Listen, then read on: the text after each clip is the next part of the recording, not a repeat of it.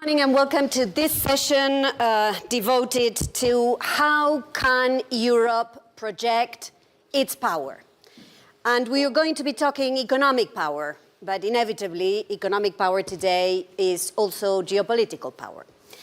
In order to do that, I have a great panelist which together will help us unpack these vast issues. Many of Europe's economic challenges, from accessing critical raw materials to protecting and promoting the enormous wealth of its industrial capacity, to ending war in the continent, to decarbonating its energy, to extending the network of trade alliances around the world, they cannot be done without a more strategic integration of all the strands of foreign economic policy. So this is the conversation today. How do we integrate all these strands? Where are the pluses? Where are the risks? And how can Europe project this power that it has? We haven't heard a lot about this power in this week in Davos, but this power is there. So this is what we will try to unpack in this session. My name is Arantxa González. I'm the Dean of the Paris School of International Affairs in Sciences Po. Let me begin the conversation with Commissioner Maroš Šefčovič. Maroš, you've been in this job for over 15 years. You are the longest serving European Commissioner. You've seen the ups and the downs. You are now at the heart of this projection of Europe's foreign economic capacities, weaving together trade, economic security.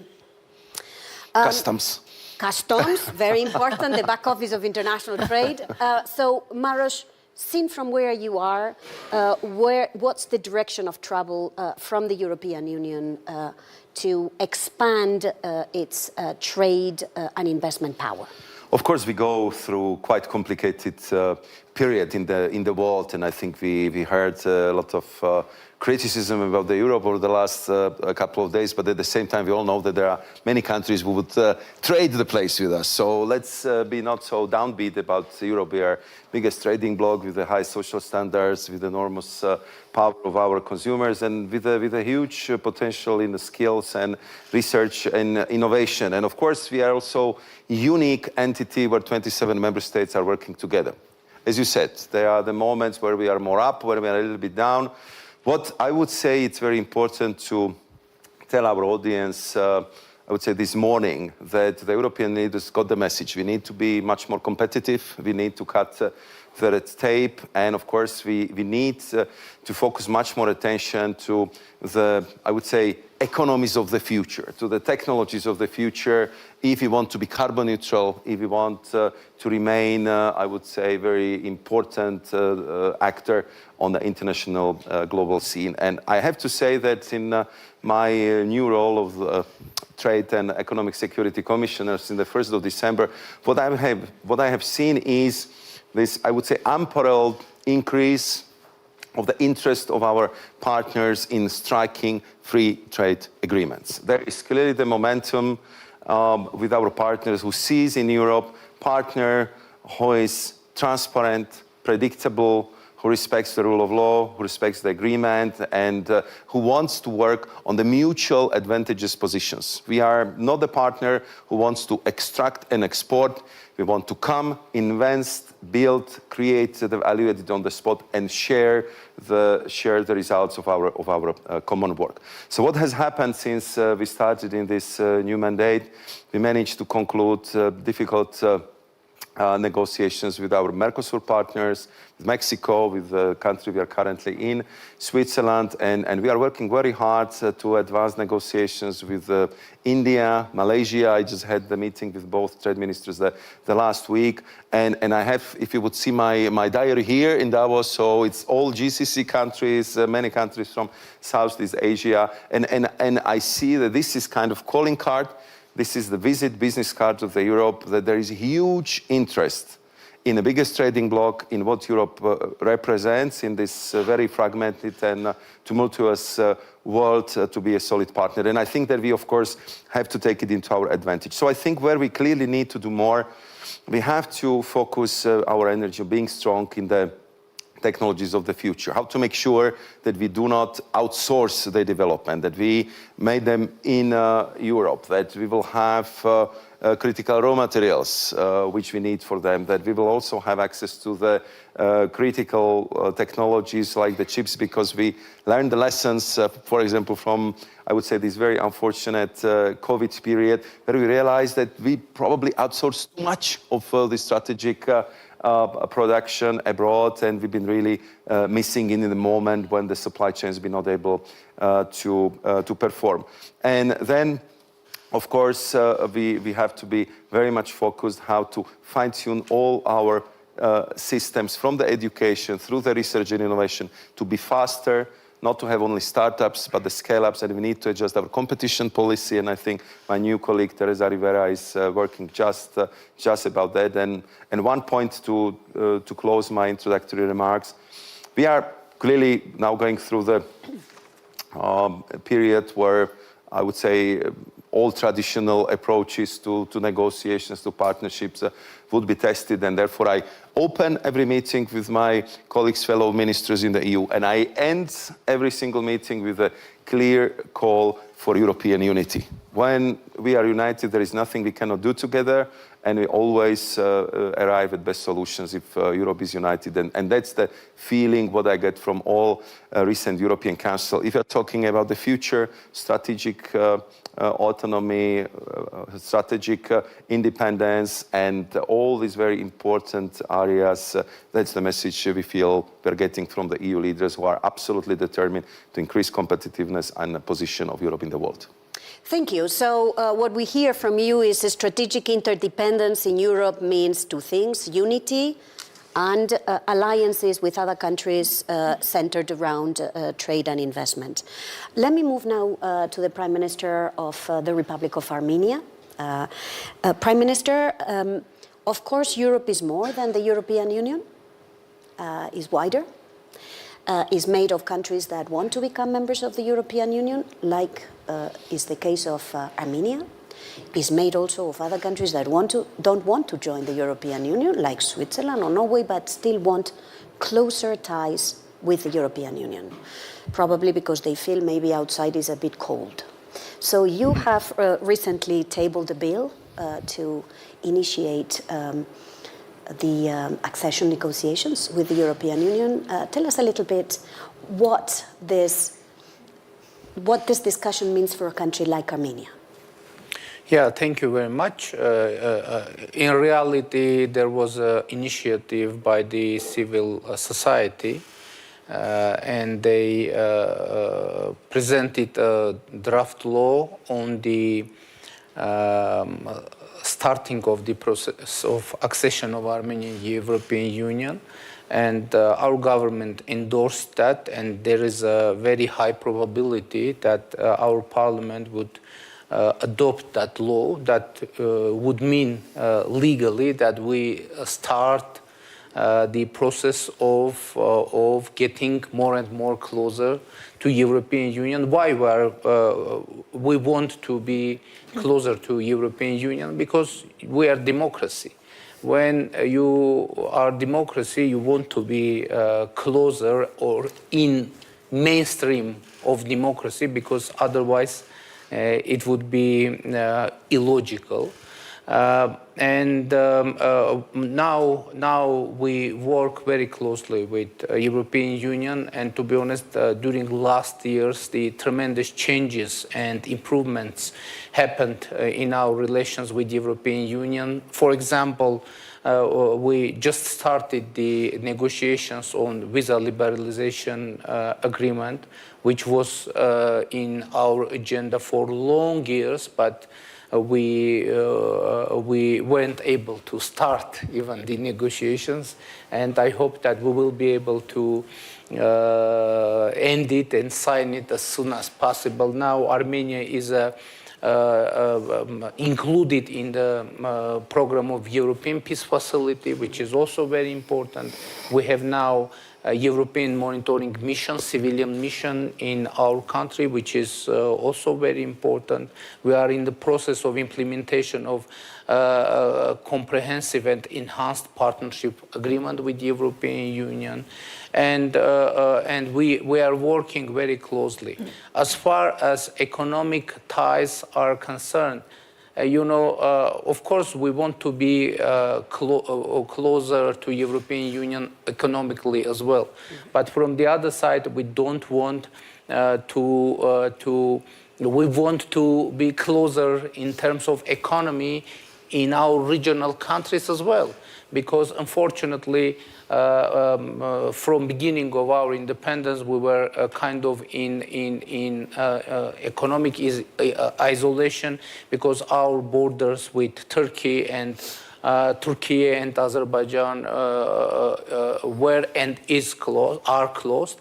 And so to make change not only in our region but globally in terms of overcoming these supply chain shocks, we put on the table our proposal of our project of Crossroads of Peace, which I hope is familiar to you. And it is about the making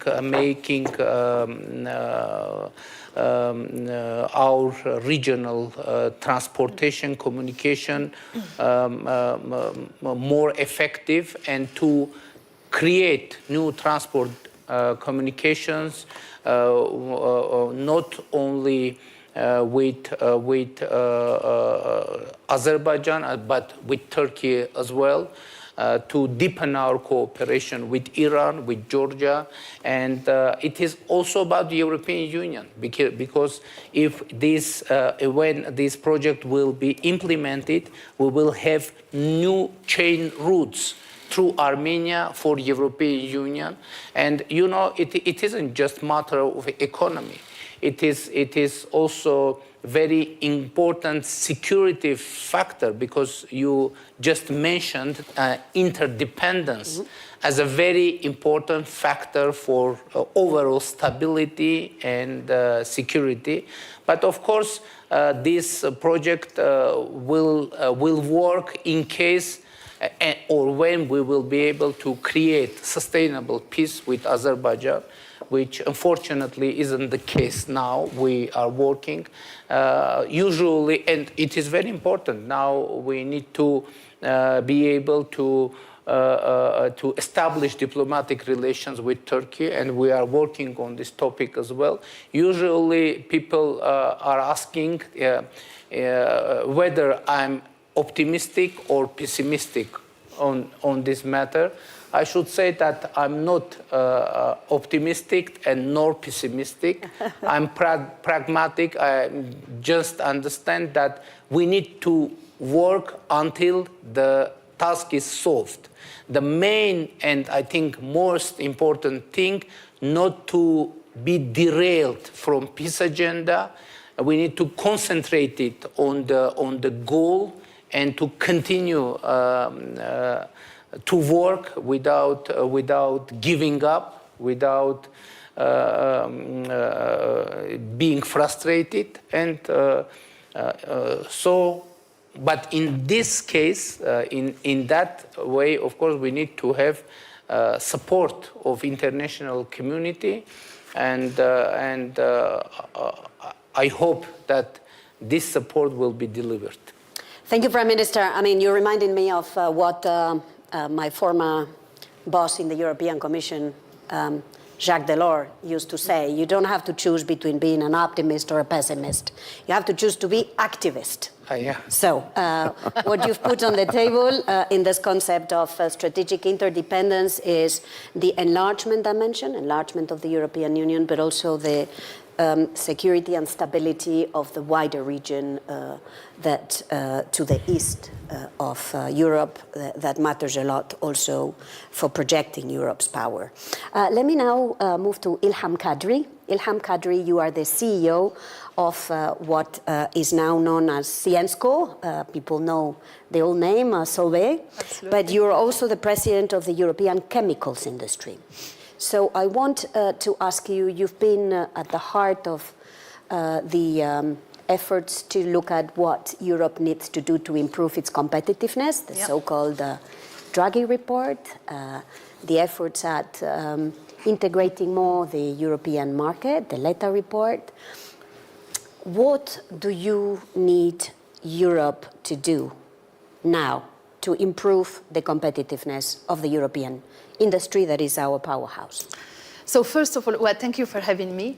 I must say I'm an optimist because since the beginning of Davos, competitiveness is back in the agenda. With Ms. President Ursula von der Leyen, Mr. Commissioner, there was not one meeting where people didn't talk about competitiveness. So that's number one.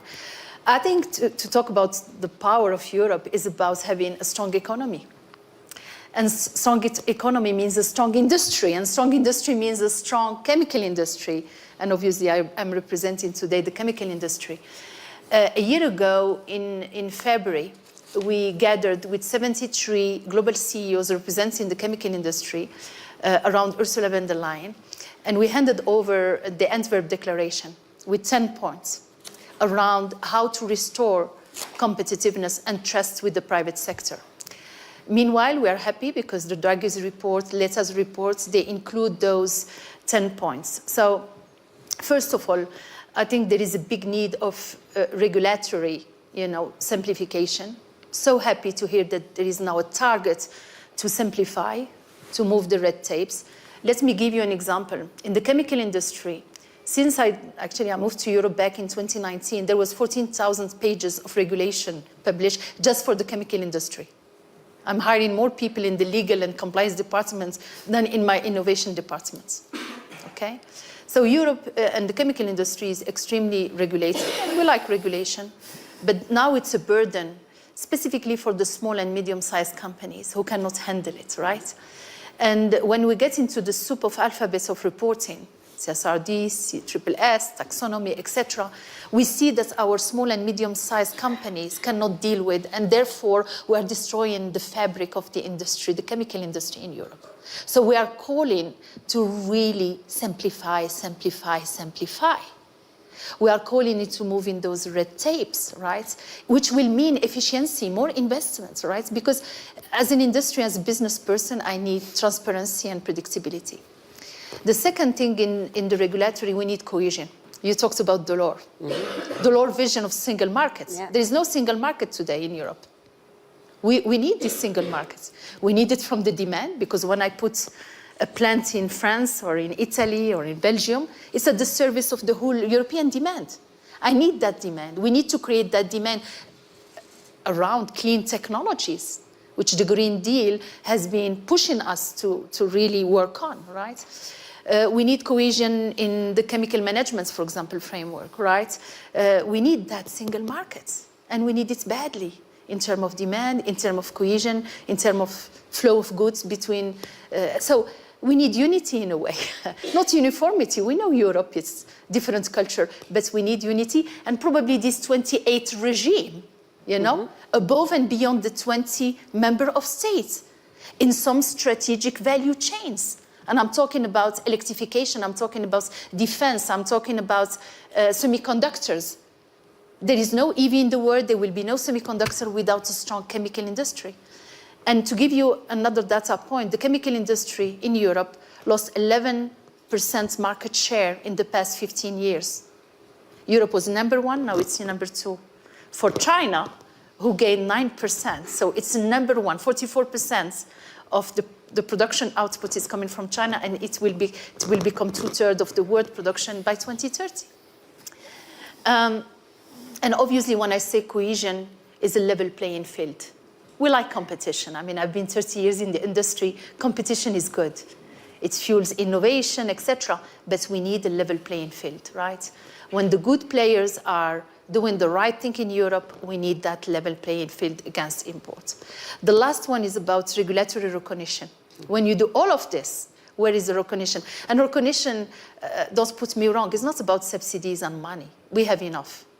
I think what I'm talking about is that capital union, which Ms. President talked about that, and I think it's in the heart of the discussion of the new EU Commission members. So we need that capital union. We need that liquidity in Europe. We need to promote those investments, right, against very strong USA and state economy in China. So all in all, I think I'm not going to talk about energy. Patrick is going to do it better than me because without energy we are nobody. Correct. So we need that affordability and availability and resilience. But definitely to finish with, it's about innovation. Europe has been the land of innovation. The chemical industry started in Europe. We have skills, we have talents, we have breakthrough innovation at the service of sustainability and carbon neutrality. So we need to promote them. We need demand, starting with public procurements. Because when you talk about sustainable solution, we need premium pricing as well. So where it is, we need that support from the authorities. So we cannot do it alone. That's private-public partnership at the service of the industry in Europe is so critical. And I will finish with people. I think we cannot manage all of this without tackling inequalities. Remember what's happening in France, the yellow vests. I care about the end of the month, not the end of the world, right? So that inequality, taking care about people. And Europe is 450 million consumers. Europe is ingenuity, The best talents in our companies are in Europe, actually, right? So I think we need now to really focus on people and people and people as well. Thank you very much, Ilham. So European strategic interdependence means strengthening, from your point of view, the competitiveness of the European industry with a host of suggestions that you've tabled and focusing more on people. Let me now move to Patrick Pouyanné, CEO of Total Energy. He's a global player, one of the major global players in the energy sector. A lot of what we've heard would not be possible without affordable, secure, reliable energy sources. And combining this with the green agenda that Europe has placed at the heart of its competitive model. So can we do it in Europe? What do we need to do to get there? Yeah, reliable, affordable, and sustainable energy. That's a triangle that we are targeting, all of us. And again, the topic today is very important. Yes, of course, Total Europe is a big power, 450 million consumers. It's fundamental today because we are in a world where you have the US, and US with Donald Trump will be even a strong force. We have China, and in the middle, we are there. And there is only one way, which was already mentioned, is unity. We need to express it by unity. If we are together, which means that Europe is above our national interests, then we have a chance to find a way. And I strongly believe in the values of Europe. I think we have this legacy, and we are somewhere a lighthouse in the planet. We should not lose it. And this is the debate today, in fact, of do we combine our green agenda or will to go further with other parts of the world, which are maybe going slower than us, but which are also more powerful somewhere. And the power of Europe will go for its economy. The difficulty we face, for me, is the result of a construction of Europe centered around consumers, fundamentally. The consumers have been for 50 years. We have protected the consumers, and somewhere, very strangely, at the expense of our own industries, And that's something fundamental because in the energy field, coming to energy, we require now huge capital investments to transform. It's an incredible journey we have in front. So we need requirements, we require capital. And we need to optimize this capital. This is two conditions for me. More capital requires European champions. And it's true for energy, it's true for digital, it's true for banking. And there is something we did not manage to do until now, even if I am one of the European champions, some in France consider I am a French champion. I'm more than that. I'm a global company. I'm considered. I'm in my mission statement. We have security of supply to Europe, and after the Ukraine war, I dedicated my year 2022 to supply gas to Europe, mobilizing all what I could to supply LNG to Europe, to bring new LNG floating units. So I consider we are part of it. But we need European champions. And why today in digital we don't have it? Why in banking? You know, largest bank in Europe, $80 billion market cap. It's nothing compared to the larger. And in these worlds of giants, look to what happened. So there is something I'm calling really, if you want a power in Europe, you need to revisit completely the way we apply these competition rules.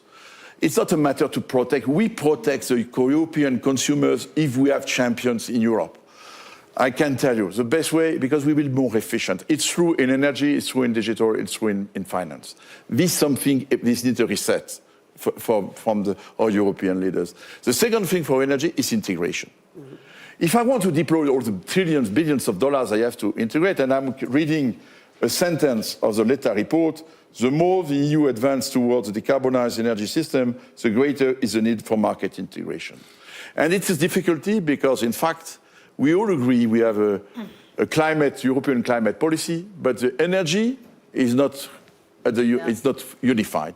It's impossible, to be honest, to put into action pragmatically a climate agenda if you are not integrated with energy or policies. And today it's considered at a national level. Each country has its own strategy or policy. Of course, security of supply is important, but we can ensure the security of supply of Europe. By the way, after the Ukrainian war, what happens for the gas in Europe? We had to mobilize all the entry points of our gas in Europe, creating entry points in Germany, France. Gas is liquid, you know, gas is going through the networks. And so that means that thinking to that is fundamental, because if we want to find again back a competitiveness of electricity, in particular energy provided in Europe, if you think it in 27, 28, 30 countries, you split the efficiency of your capital allocation. We need to think about it. I'm speaking to plan grids investments. Mm. If you do it at a national level, or if you do it at Brussels only in interconnections, these data are inefficient.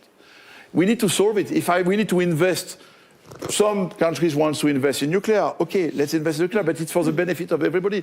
Over the wind, it's obvious for me that when my teams are coming to me to invest in solar plants in Sweden, I say, we are dreaming. What do we do? But the solar should be in Spain. I mean, and the wind in the north of Germany is quite obvious to everybody for common sense. People in the street, but today each country wants to have its own agenda, and that's something. Integration is fundamental. It's the only way to come back to competitiveness of our energy in Europe is the integration to optimize the allocation. We need to think together and not to go. So sometimes I'm surprised, the leaders in Europe, when you have a European Council, they all agree Europe is first, and then back to national interests. I know that there is politically a debate in each of our countries, but if we want power of Europe, it's going through integration and unity. That's a strong message. And champions. Again, when I'm in front of a commissioner, there is another thing. You know, today we have done an incredible progressive agenda with the Green Deal. And Total Energies have engaged my company in a transformation. I can tell you, I'm spending 30% of my investments in renewables and electricity. Nobody would have I would not have been it by 5 years ago. Next year, in 25, 10% of the energy produced will be electricity, green electricity, 10%. I'm a very large company, it's a big step. But I need to be, the agenda is not really protecting the European industry, the green agenda. We need to reconcile the objective and the green industry. I will take one example. We want all to produce sustainable aviation fuel. You have a requirement to increase sustainable aviation fuels. Today, I'm investing in plants in Europe to produce biorefineries to produce this stuff. But I see imports of SAF coming from China at a cost which is much lower what I can produce in Europe. I'm not protected. So if you want a power industry or Europe, we need now to reconcile the green agenda and to protect our industry. The US have done it under Biden. The IRA was blessed by everybody, but knowing the IRA was super powerful. solar panels, I'm a big investor in solar in the US. I'm obliged to use, if I want to have the IRA fiscal incentive, I'm obliged to take solar panels manufacturers in the US. Absolutely. They have reshored all their solar panels industry.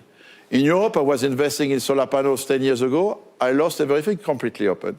So I think power in Europe means an industry in Europe. You cannot make, it's a huge opportunity that you are offering us with this Green Deal, but at least these products, if we want to, we should recognize that manufacturing all that in Europe, because energy is a little more expensive, wages and salaries are a little more expensive because we have our social model that we are proud of, we must find a way to protect it. And that means giving, for me, a preference to European products. How do we give a preference to European products? The US are doing, the Chinese are doing it. The Chinese, they have created this powerful green industry because they have a huge market. And during 10 years, we were in advance on us. So what I would like to see is really acting, not just pitch about it. Find a way, and then we have European companies who are able to, I can produce stuff in my biorefineries, but if suddenly I discover that you can import from green stuff from China, which I would like to be sure is the same standards, I cannot fight against it. And why do we import stuff from China? Just to circle it. Because the airline companies, aviation is complaining that stuff are too expensive. And so again, because we give the preference to consumers. So the real debate, if we want powerful industry in Europe, is to arbitrate. Yes, consumers are important, but the jobs, the industries, and the purchasing power of consumer is coming from us. And so we cannot, so it's what I hope. I know that there will be a zero, I don't know how you call it, next communication of the process. I hope we will see that. But it's time to wake up together and to do it, and not just to speak. Thank you, that was clear. It was unity and scale through integration. These are two powerful messages. We have only 10 minutes left. So we are going to, I want to go very shortly around the table. And I want to start with you, Maros. The US has been mentioned, finally. Are you thinking of, or what would you need to change in the trade policy of the EU to face a more aggressive Trump administration? I think, of course, this would be, I would say, the topic definitely for this year, how to, I would say, set up this new relationship with the US. And first and foremost, we want to talk to our American partners. I think that we have to keep our cool here because I think the best negotiations are done in the room, not through the media. I think if I look at the overall figures, we had a chance to discuss it yesterday. It's true that we have surplus in trade in goods, but US has quite significant surplus in services. So if we take both, and I think in every trade conversations, both goods and services are always taken together. So we are talking about the trade deficit of around 50 billion euros. And if you compare it with the overall trade volume of 1.6 trillion euros, I think this is putting it to the perspective that we should be able to solve this problem very, very quickly. That would be, of course, my intention, and I think that we should also bear in mind the fact that we have huge interdependencies. I mean, there is 5 trillion of mutual investments, mutual assets.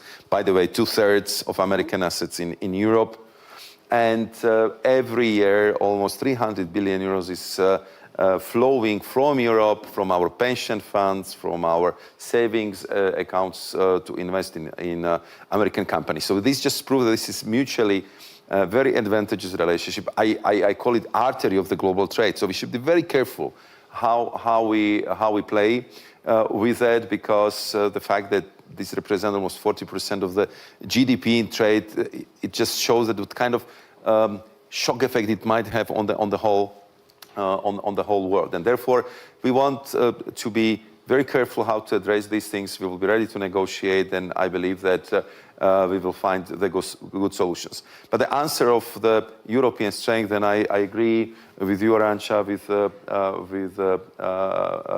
with Patrick, and with Ilham, that strength of Europe was traditional in our economy, in our industry. We've been very competitive, we've been good traders, and indeed, over the last year, we, I think, didn't factor in these transformational processes on the global scale. So we've been always looking at the mergers and acquisition policies from the perspective of the size of European economy, and we somehow neglected a little bit the fact that if you are a big company, I mean, the world is much bigger market, and simply you have to be strong not only in Europe but also on the global market. And therefore, if you look at the number of the European companies in the top 100 from, let's say, 2010 and 2024, I mean, the numbers are much smaller now, and I think this is kind of reflected in the mood which we feel that we need to do better. So I think we need to negotiate fairly with the US. We have to be very clear towards China that we will fight tooth and nail for our industry, that we will not allow photovoltaic story to happen again, where our innovation was just completely destroyed by the state-sponsored overcapacities of China, and that simply we cannot pay by the Chinese jobs by the sacrificing European jobs. And I think this has to be very, very well understood. It would not be easy to achieve, but I think this moment we are at the time where I think we will have to see the big rebalancings of the global economy, global trade, and we have to do our utmost that Europe will be one of the principal players in this debate. Thank you, Prime Minister. The moment we're living in is a geopolitical one where every player will want others to take sides. And you will be one of those that everyone will say, you know, you have to be with me, and if you're not with me, you're against me. And there is the US, and obviously there is China, and obviously in your neighborhood there are other players too. There is Russia, there is the Gulf countries, there is Europe. So how will you navigate this? You know, that's why we decided to adopt balanced and balancing foreign policy, which means that we will try to create a balance between our different relations with the European Union, in our relations with Russia, with our regional powers, very important, our relations with Iran. And I mentioned already we are trying to establish diplomatic relations with Turkey. We are trying to reach to a peace deal with Azerbaijan. And of course, it isn't easy. But from the other side, I don't think it is impossible. Because it could seem kind of strange. But really, we are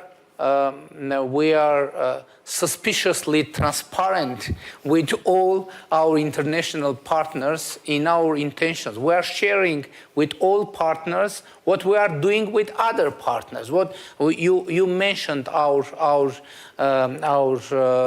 decision to get closer to European Union, but we are trying very intensively to share our position with Iran. We are trying to share very actively our position in Russia and with all our partners, because, you know, after all, Armenia is an independent country, and in these challenging times, of course, there are many challenges and many threats.